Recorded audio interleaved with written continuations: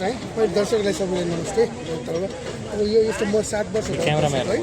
7 वर्ष भयो बसेको अनि यस्तो हलचल छैन पहिला मैले यो म सुकुम्बासी पनि होइन खास गरेर मैले किनेको यो पहिला यो सुकुम्बासी भनेको चाहिँ यो सुकुम्बासी हो तर यो उठाउँदैन मेरो हल्ला थियो कि उठाउँदैन भनेर तपाईँले कोबाट किन्नुभयो यो म दिनेश बहादुर श्रेष्ठसँग किनेको यहाँको मैले चाहिँ नि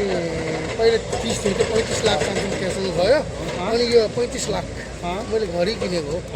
घरैसँगै घर किनेको 35 लाख जग्गामा सबै गरी मेरो 37-38 लाख गयो अनि यो त्यो बेला लाल पूर्जा छैन यो जग्गाको यो त यसरी अतिक्रमण गरेर बनाएको भन्ने थाहा भनेको लाल पूर्जाहरू केही छैन यहाँको बस्तीहरू मिलेर टोर्च छिमेकी मिलेर यहाँको वडा अध्यक्ष सबै मिलेर हामी वडा होइन यहाँ वडा कमिटीबाट सबै मिलेर उहाँहरूसँग सल्लाह गरेर हामी लिन्छौँ अनि त्यही कारण हाम्रो घर किन्दाखेरि मलाई धेरै घाटा लाग्यो मैले अब किन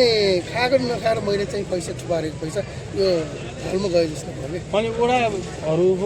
वडाको व्यक्तिहरू पनि हुन्थे घरका किन्ने बेच्ने कारोबार किन्ने बेच्ने कारोबारमा चाहिँ मैले कस्तो छ भने यहाँको टोल बासिन्दा मात्र राख्ने यस्तो चलन थियो कस्तो नियम मैले त्यो थाहा छैन यहाँ म मात्रै डुबेको होइन 10-15 जना घर किनेको मान्छे पनि छ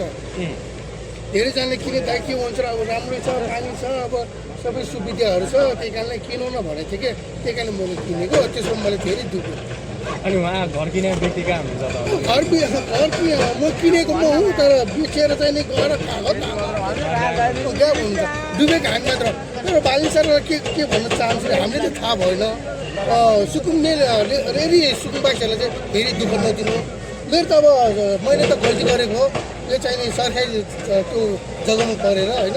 खोलाको छेउमा मैले धेरै गल्ती गरेर किनेर थाहा भएन अनि त्यो गरिब दुखियालाई चाहिँ नि अन्य अत्याचार नगर्नु होला किन उहाँले पनि एक घाँस खान राम्रोसित घाँस खानु पाउँछ र बास बस्न पाउँछ त्यही भन्नु छ किनकि यो गरिबहरूले सराप चाहिँ धेरै थियो नसराप सबै चाहिँ नि यो आयु चाहिँ यो के अरे सुकुम्बासीको आयु चाहिँ 42 साल पर्छ 10 वर्ष पनि हामी अर्को 5 वर्ष पनि हामी उहाँलाई नै हेर्न चाहन्छौँ त्यही 42 सालले मैले के भन्छु होस् त्यो गरिबलाई चाहिँ दुःख नदिनुहोस् गरिबहरू पनि बाँच्ने अधिकार छ अनि त्यही कारणले गरिबहरूलाई चाहिँ अलि चाहिँ ध्यानमा राखिदिनु त्यही भन्न चाहन्छु